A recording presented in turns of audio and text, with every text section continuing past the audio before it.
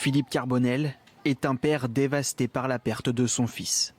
La gorge nouée, il nous raconte comment Thomas, 23 ans, a été agressé dans les rues de Sarcelles. Il a pris 8 coups de couteau, qui s'est vidé de son sang, et que malgré les secours, il a perdu tellement de sang qu'il a eu un déficit d'oxygène dans ses organes.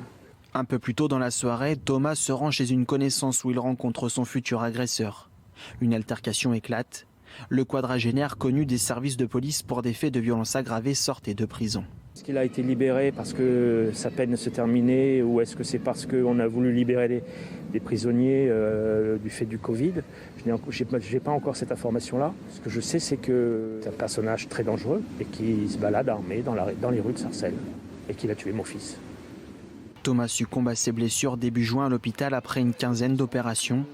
Dans l'attente d'un rapport du médecin légiste, les parents n'ont toujours pas pu enterrer leur fils unique. J'ai déposé plainte quelques jours après les événements et depuis je n'ai aucune nouvelle de la justice.